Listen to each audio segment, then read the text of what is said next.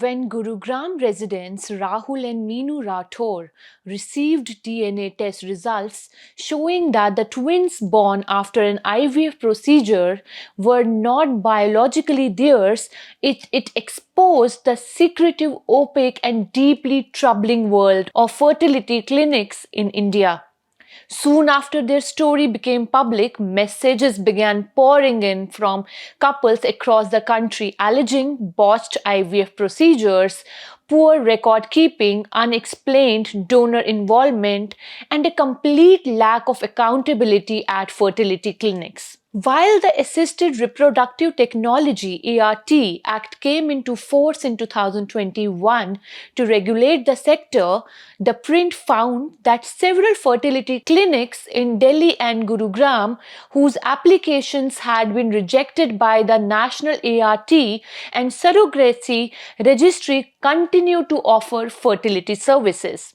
The print also contacted 10 rejected clinics listed on the registry. All of them said they were still operating. These cases expose the dark underbelly of India's rapidly expanding but weakly regulated IVF industry, where the promise of parenthood often collides with patchy oversight. Hello and welcome to The Print. I'm Sagrika Kissu, and today I bring you the story of another couple who underwent IVF treatment in Delhi only to discover that the baby the woman was carrying for 6 months was not biologically theirs. We've been married for 12 years. We already have a child, but after the first child, we've been trying for over 10 years. And we had one natural pregnancy recently, in which we went through loss of that pregnancy. It didn't go through. It was around the 5th month when I lost the child, and that kind of shattered us, drastically. And given the advanced age, we agreed that we will go ahead and proceed through an IVF, because we consulted doctors here as well in New Zealand. They suggested that we should go for an IVF given the advanced age. And we thought it would be good to stay closer to the family and get the IVF done. And my sister-in-law happened to know a gynecologist for like 8 to 10 years. She delivered 2 of her babies through the same doctor, even though she conceived naturally. It was in an IVF. She knew that gynecologist and she had a little bit of trust in that doctor. We thought, why not? Let's go ahead and explore this. And we got to know that same doctor, Dr. Gunjan, has got her own clinic established in Ghaziabad. We started the process on the 28th of November, 2024, which is when they took the sperm sample, blood test, and anything else that is required to start the process. So we agreed to do the dual stimulation, meaning they said they will take the eggs twice. पहले वाले जो cycle में they retrieved couple of eggs, जिसमें से 2 form हुए थे, 2 embryos form हुए थे, और सेकंड रिट्रीवल में 4 एम्ब्रियोस फॉर्म हुए थे. वो 6 के 6 जो थे वो पीजीटीए टेस्टिंग के लिए गए थे. पीजीटीए टेस्टिंग में एडवांस क्रोमोसोमल एबनॉर्मलिटीज और जितना भी सब कुछ चेक होना चाहिए एक एम्ब्रियो में, जस्ट टू कंफर्म कि वो हेल्दी एम्ब्रियो है या नहीं है, इट्स ऑफ ए ग्रेड और नॉट. ये टर्म भी उन्होंने ही बोली थी कि पीजीटीए में सब पता चलेगा. We were like fine. तो फर्स्ट वाले जो एग रिट्रीव, जो 2 एम्ब्रियोज रिट्रीव हुए थे पीजीटीए टेस्टिंग में, 1 came as fine, the second was not that good quality, and they said we will not transfer that because we don't want to take a risk and this doesn't seems to be normal. We said okay fine. और वो जो पहला सही embryo आया था, they transferred it on the 24th of January. जब वो जनवरी में 24th को वो ट्रांसफर हुआ, मेरी फ्लाइट उसके बाद 26 जनवरी की वापस की थी न्यूजीलैंड की. Obviously I couldn't check at that time. 2 दिन में हम मतलब जो स्पाइक है whether or not I'm pregnant or not, वो check नहीं हो पाता. Obviously they needed 1 week for the embryo to settle down, or the जो उन्होंने embryo transfer किया था to form, to start growing into a fetus and all of that, जो भी उन्होंने था. तो उन्होंने बोला कि आप प्रिकॉशंस लेके चले जाओ न्यूजीलैंड, और वहां जाते ही अपना ब्लड टेस्ट करा के हमें बता देना. तो मैंने जो उन्होंने प्रिकॉशंस बोली थी, मैंने सारी प्रिकॉशन ली, और मैं जब न्यूजीलैंड में आई मैंने टेस्ट कराया. पहले तो वो पॉजिटिव था, तो उसके बाद आफ्टर फ्यू डेज वो नेगेटिव हो गया, मीनिंग कि वो जो बेबी था वो सरवाइव नहीं किया. We were like, fine, that's okay, happens, right? Obviously IVF full proof नहीं है. So we were like, okay, कोई प्रॉब्लम नहीं है. अप्रैल को मैं उनके पास पहुंची थी दोबारा से, और इस टाइम हार्मोनल इंजेक्शन वगैरह नहीं लगने थे वो सब, क्योंकि उनके पास ऑलरेडी एम्ब्रियो जो फ्रीज हुआ पड़ा था. हमारे 4 एम्ब्रियोज उनके पास थे. तो 2 अप्रैल को स्टार्ट हुआ, और 14-15 अप्रैल ऐसे करके उन लोगों ने मेरे को एम्ब्रियोज ट्रांसफर कर दिए. और इस बार जो है वो पॉजिटिव आया, और मैं एक हफ्ता around about 10 days I was there after positive. उनके क्लिनिक में पॉजिटिव आया, उन्होंने मेरे 3 या 4 बार ब्लड टेस्ट करे, वो इंक्रीज होता गया, and it was really looking positive. And हम लोगों को भी खुशी थी, है ना. तो फिर उसके बाद उन लोगों ने अगेन सेम बोला कि आप प्रिकॉशंस लो, आप ट्रैवल करो, हमसे 3 महीने की दवाई ले जाओ, don't worry about it, continue the medicines, it is all gonna be fine. We were really excited, तो हम लोगों ने जितनी भी उन लोगों ने precautions बोली हमने सब की, और we came back and started the process. यहाँ पर जैसे कि नॉर्मल स्कैन होने थे, डॉक्टर से कंसल्टेशन था, नॉर्मल आपको फॉलिक एसिड की दवाई खानी थी, आयरन की, B12 की, जो भी आपकी रेगुलर प्रिकॉशंस होती हैं, we did all of it. 3 months का स्कैन हुआ. It was like a so good to be true kind of a thing.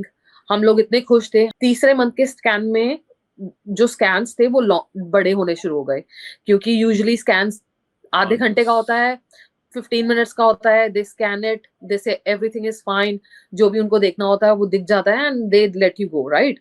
But हमारे स्कैन्स 3 महीने के बाद बड़े होने शुरू हो गए थे. 45 minutes, 1 hour, hour and half, तो फिर उसके बाद हम लोगों ने डॉक्टर से पूछा, तो डॉक्टर्स ने हमें कुछ कंफर्म नहीं बताया. उन लोगों ने हमें सीधा बड़ा जो डिस्ट्रिक्ट का रीजन का हॉस्पिटल है उधर उन्होंने हमको ट्रांसफर कर दिया, रेफर कर दिया. And then they were like, "Ki specialist will look after you. You need a special, scans, and you need the supervision of a specialist." Wellington Hospital में हमारे scans हुए, तो we found out कि जो fetus है, जो baby है, उसको urinary traction मतलब किडनी में प्रॉब्लम है, एक किडनी में प्रॉब्लम है. The kidney is not developing as it should be, और या फिर उसमें ब्लॉकेज है. तो उसी दौरान, उन सब स्कैन्स के दौरान हमें पता चला कि हैंग ऑन, बेबी में एक और प्रॉब्लम है, जो कि हार्ट की प्रॉब्लम है, जिसमें 4 इट्स कॉल्ड टॉफ, व्हिच मींस कि उसके हार्ट में होल है. Doctors started mentioning that there is a heart problem. Initially they mentioned that it could be okay, but then the longer the scan went, we got to know the heart problem is not small, meaning what they suggested and recommended is baby jo hai uski in a lifespan they're going to be 5 surgeries, 5 open heart surgeries that would help them to open the valve, close the hole in the heart, and then wider the valves, just so the oxygen can flow through the body. Meaning जो जैसे ही baby पैदा होगा वो open heart surgery में जाएगा. Second surgery जो है 5 years में होगी, 15 में होगी, 25 में होगी, 45 में होगी. सो ऑल टुगेदर जब तक फुली ग्रो नहीं करेगा heart up to a level कि उसका रीच जो है पूरा हो गया है, तब तक 5 to 6 सर्जरी होंगी, could be 7 as well, depending कि वो कितना रिस्पॉन्सिव है. दे suggested that it is up to us whether we want to continue the pregnancy or we don't want to continue the pregnancy, because being a parent, it is really traumatizing for a parent to see that sort of lifespan for a kid. my husband suggested कि how could it even happen? ऐसा तो हो ही नहीं सकता ना, just because PGTA test हुआ, embryo A grade quality का था और हमें रेकमेंड किया गया था कि हमें बिल्कुल ए ग्रेड क्वालिटी का एम्ब्रियो, इससे अच्छा तो हो ही नहीं सकता। तो जब वो सब किया गया तो फिर बेबीज में ऐसी एबनॉर्मलिटीज कैसे आई? हम लोगों ने डॉक्टर को कंसल्ट करा, तो डॉक्टर का बहुत ही कैजुअल एटीट्यूड था एंड डॉक्टर सेड कि वेट करो रिपोर्ट्स आने का, let the reports come in black and white कि क्या प्रॉब्लम हो रही है, आप डीएनसी करा लो। ऑब्वियसली ऐसे तो बेबी को रेज नहीं कर पाओगे, वी अंडरस्टैंड। आप डीएनसी करा लो और आप नेक्स्ट टाइम जब आओगे हमारे पास, once you recover, we can do another embryo transfer. आपके 2 एम्ब्रियोज अभी भी बचे हुए हैं। And we were like completely shocked because we lived and breathe the baby like for 6 months, और उस ड्यूरेशन में भी almost were like 3 months away to have the baby in our hand. और हमारे लिए वो एक्सेप्ट करना बहुत ही ट्रॉमेटाइजिंग था। तो we were still you know wanted to get to the depth of it कि ऐसा हुआ क्यों। तो हम लोगों ने यहाँ के डॉक्टर से बात करी और उनसे पूछा कि what if we get the another pregnancy, is there a possibility कि वो दूसरे बेबी में भी हो? दे सेड अगर आपके जेनेटिक्स में है तो हो सकता है। तो we said let's get to the root cause of it, क्योंकि हमारे फैमिली में किसी को भी ऐसी इन दोनों डिसीजेस की ऐसी कोई हिस्ट्री नहीं है। मेरे फैमिली में भी नहीं है, मेरे हस्बैंड की फैमिली में भी नहीं है। तो हम लोगों ने बोला कि we want to get to the depth of it, आप प्लीज हमारे जेनेटिक टेस्ट करो। हम लोगों ने अपने ब्लड टेस्ट दिए तो उसमें जेनेटिक्स वर नॉट मैच, कि कोई डीएनए मैच ही नहीं कर रहा। जो मेरे पेट में बच्चा था उसके साथ डीएनए मैच नहीं कर रहा था। तो डॉक्टर्स का हमें कॉल आया, they said first of all sit down, because उनको हमने आईवीएफ के बारे में बताया ही नहीं था।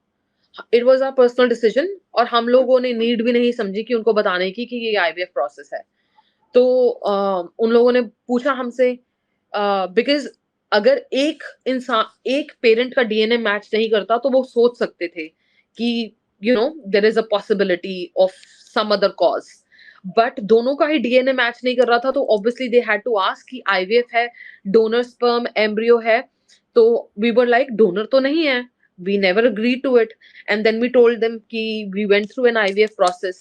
Obviously we had to tell them, and then we asked them कि अगर आपकी तरफ से कोई there is a some process और ये सब।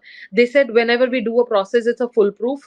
एक पेशेंट जाता है, एक पेशेंट का ब्लड टेस्ट होता है, मैच होता है, there is a very strict protocol that they have to follow because it's an ISO certified hospital। पूरा रीजन का हॉस्पिटल है, it's not a local lab that you're talking to। We were like okay fine, can you do the test again? हमारे 3 बार blood test हुए, तीनों बार DNA match नहीं करा। तो फिर जिस दिन मेरी डीएनसी थी उस दिन उन लोगों ने बोला just so you can be 100 and 1000% sure, हम लोग बेबी का जो अम्बेलिकल कॉर्ड होता है उसके टिश्यू का sample we will match with your blood test. उसमें भी that DNA was no match. They said let's wait for the black and white report and then we can discuss. And they said जब आप India आओगे हम लोग blood sample ले लेंगे, match कर लेंगे जो रिमेनिंग एम्ब्रियो है। I said what about the baby that we have lost? जो बेबी हमने खो दिया उसका क्या, हमारा एम्ब्रियोज का क्या? क्योंकि ये ऑब्वियसली हमारा नहीं है था। That came into the report and they started denying the fact. They said कि ऐसा भी हो सकता है कि डीएनए मैच ही ना करे। हम लोगों ने बोला ऐसा कैसे हो सकता है कि आपका डीएनए आपके बच्चे से मैच ना करे? Is it possible कि मेरा डीएनए मेरे पेरेंट्स से मैच ना करे? They started threatening us indirectly, saying it's gonna take 12 years, 20 years for you to get the justice through the court and all those sort of stuff. And we said, no, we haven't lost the trust in justice. Obviously, we will post the reviews, share our experience so that nobody else has to go through it.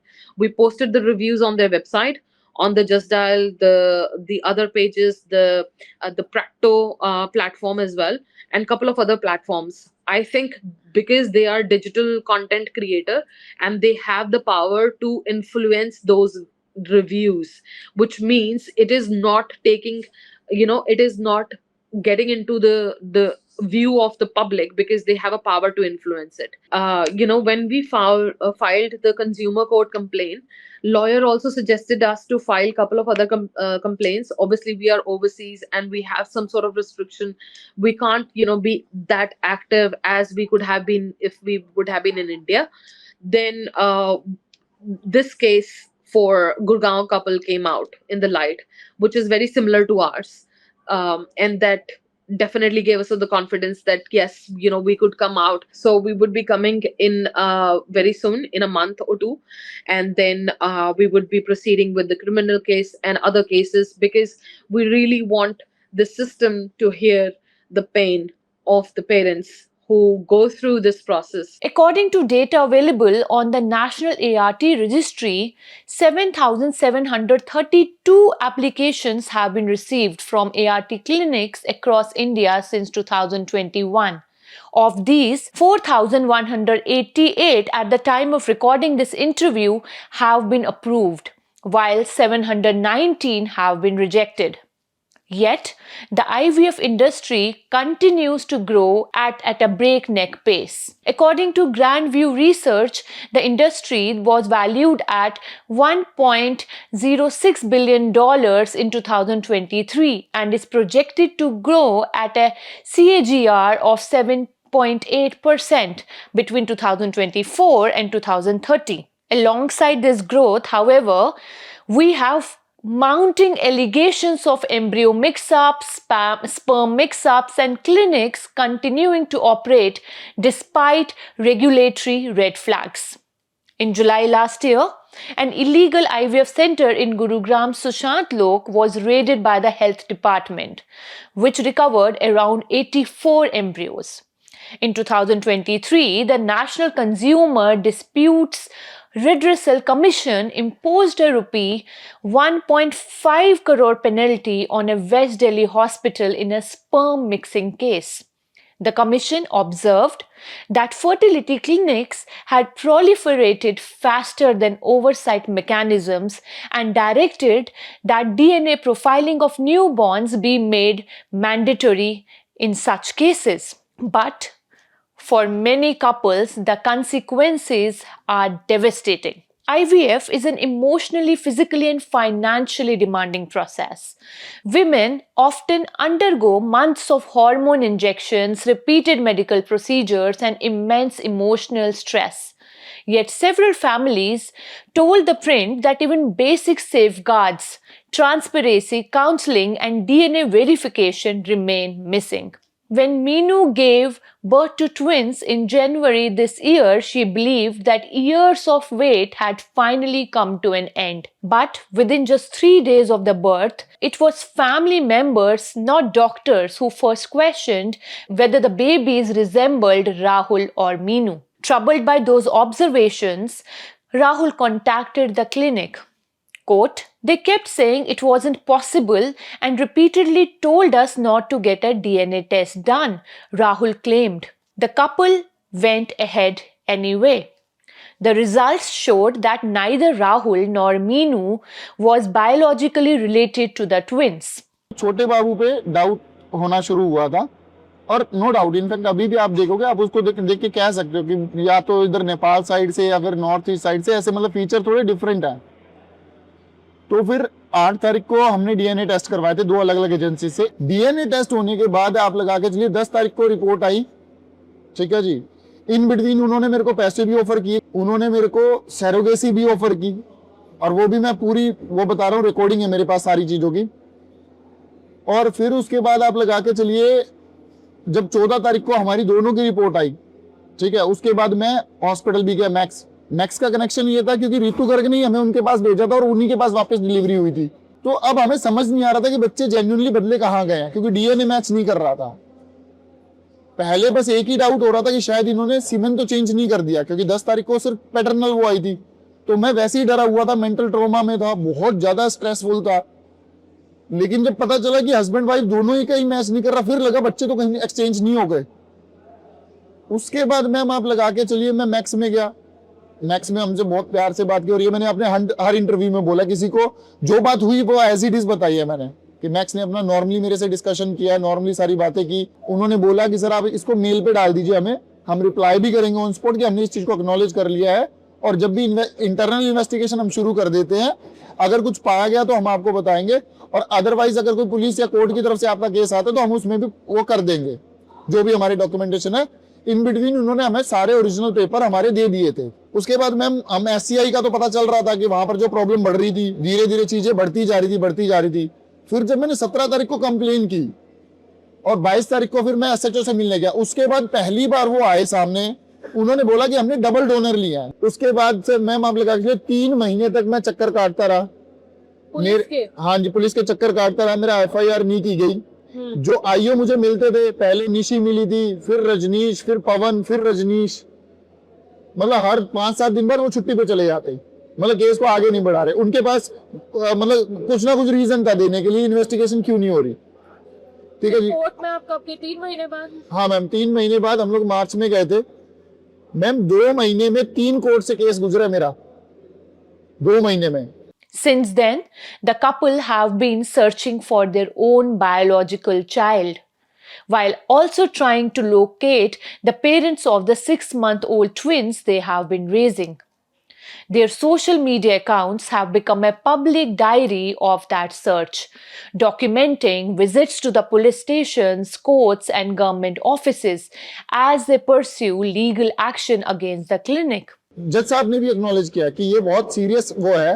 In fact जो उन्होंने allegation लगाए थे कि double donor लिया गया, हमने double donor लिया है, तो प्रूव करने के लिए डॉक्यूमेंट तो देने पड़ेंगे। कोर्ट के ऑर्डर में लिखा हुआ है कि जो डॉक्यूमेंट उन्होंने दिए वो इरेगुलर है, फॉर्जरी है मैम। उन्होंने क्लियरली मैं आपको बताऊं डॉक्यूमेंट, क्योंकि उसमें लिखा हुआ है कि 14 तारीख मई के महीने में मेरी वाइफ 2025 को मेरी वाइफ ने 3:59 पे वो परचेज हुआ था, जो एफिडेविट है, जबकि 3:27 पे तो मेरी वाइफ का ट्रीटमेंट शुरू हो गया था। मैम कैसे साइन कर देगी?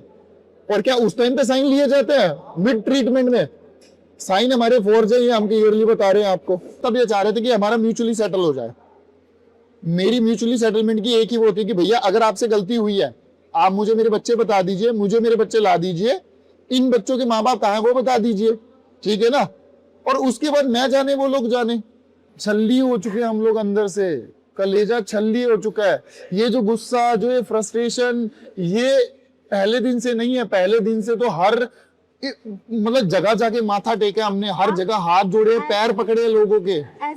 6 महीने से दुखी हो गए हैं, रो रो के आंखें छल्ली हो गई है, उसके बाद ये स्टेप उठाया हमने। एज ए सिटीजन आप बिलीव करते हो, वोट देते हो, तो आपको क्या लगता है आपकी बात सुनी जाएगी? हमने भी वही किया था, ट्रस्ट है, और अभी भी अपनी जुडिशरी पे पूरा ट्रस्ट है। हमें पूरी उम्मीद है कि जब हमारी आवाज़ जो है सही इंसान तक पहुंचेगी और हमारी बात ज़रूर सुनी जाएगी। सर आपसे नंबर रिक्वेस्ट है, प्लीज़ हमारी बात तो सुनिए। एज अ पेरेंट्स हम आपसे रिक्वेस्ट कर रहे हैं, और आप हमारे सुप्रीम पावर हैं, हम आके से रिक्वेस्ट कर सकते हैं। सर प्लीज़ हमारी बात सुनिए, हमें हमारे बच्चों से मिला।